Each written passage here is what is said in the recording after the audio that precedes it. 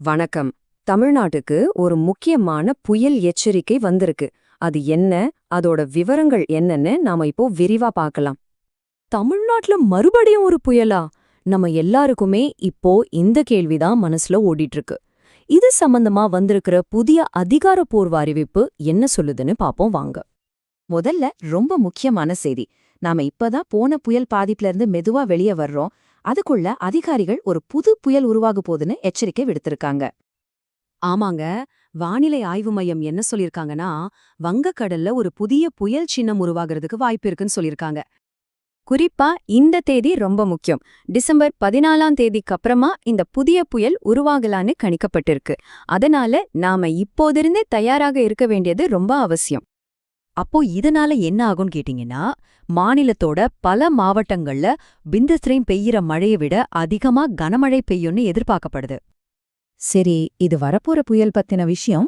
ஆனா அதுக்கு முன்னாடி உடனடியா நாளைக்கு, அதாவது டிசம்பர் 8ஆம் தேதி வானிலை எப்படி இருக்க போகுதுன்னு முதல்ல பாத்திரலாம். வானிலை அறிக்கைப்படி நாளைக்கு வட தமிழகத்துல சில இடங்கள்லயும் தென் தமிழகத்துல நிறைய மாவட்டங்கள்லயும் கனமழைக்கு வாய்ப்பு இருக்குன்னு சொல்லிருக்காங்க. நம்ம தலைநகர் சென்னையை பொறுத்த வரைக்கும் வானம் ஓரளவு மேகமூட்டமா தான் இருக்கும். லேசானதிலிருந்து மிதமான மழை பெய்யும்.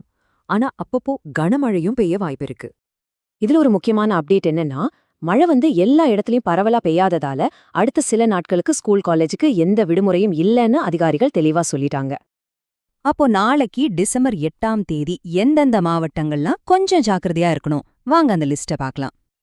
இந்த கேபிள்ல பாத்தீங்கன்னாலே தெரியும், நாகை, திருவாரூர், மயிலாடுதுறை மாதிரி டெல்டா மாவட்டங்கள்ல இருந்து தெற்கால நெல்லை, தூத்துக்குடி வரைக்கும் பல மாவட்டங்கள்ல கனமழை முதல் மிதமான மழை வரைக்கும் எதிர்பார்க்கலாம். உங்க மாவட்டம் இந்த லிஸ்ட்ல இருக்கான ஒரு தடவை செக் பண்ணிக்கோங்க. அடுத்து ரொம்ப ரொம்ப முக்கியமான ஒரு அறிவிப்பு. இது ஸ்பெஷலா மீனவர்களுக்காக விடுக்கப்பட்டிருக்கு. அதிகாரிகள் என்ன வார்னிங் கொடுத்திருக்காங்கன்னா, தமிழ்நாட்டோட தெற்கு கடலோர பகுதிகள்ல கடல் ரொம்பவே சீற்றமா இருக்கும்னு சொல்லிருக்காங்க. இது ரொம்ப அபாயகரமான ஒரு நிலைமை. ஏன்னா மன்னார் வளைகுடா பகுதியில காத்தோட வேகம் பாத்தீங்கன்னா மணிக்கு 45லிருந்து 55 கிலோமீட்டர் வேகத்துல பலமா வீசும்னு சொல்றாங்க. இது படகுகளுக்கு சுத்தமா பாதுகாப்பானது கிடையாது.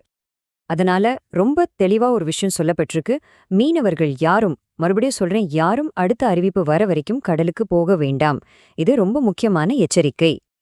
சரி, ஏன் இந்த புது எச்சரிக்கை இவ்ளோ முக்கியம்? ஏன்னா நாம ஏற்கனவே சந்திச்ச பாதிப்புகள் இன்னும் இருக்கு. அதோட இது சேரும்போது நிலைமை இன்னும் மோசமாகலாம். யோசிச்சு பாருங்க, இன்னும் நிறைய இடங்கள்ல வெள்ளம் வடியல. மீட்பு பணிகள் ஒரு பக்கம் தீவிரமா நடந்துட்டு இருக்கு. இந்த நேரத்துல தான் இந்த புது வார்னிங் வந்திருக்கு. இதுல ரொம்பவே கவலைப்பட வேண்டிய விஷயம் என்னன்னா, வானிலை மையம் என்ன எச்சரிச்சிருக்காங்கன்னா, வரப்போற இந்த புயலோட தாக்கம் இப்ப நாம பார்த்த பாதிப்பை விட ரொம்ப மோசமா இருக்கலாம்னு சொல்லிருக்காங்க. அப்போ இது நம்ம எல்லார்கிட்டயும் ஒரே ஒரு முக்கியமான கேள்வியை தான் கேக்குது. வரப்போற இந்த புது புயலை சந்திக்க ஒரு சமூகமா, தனிப்பட்ட முறையில நாம தயாரா இருக்குமா? எல்லாரும் பாதுகாப்பா இருங்க, அதிகாரிகள் சொல்றத கண்டிப்பா கேளுங்க.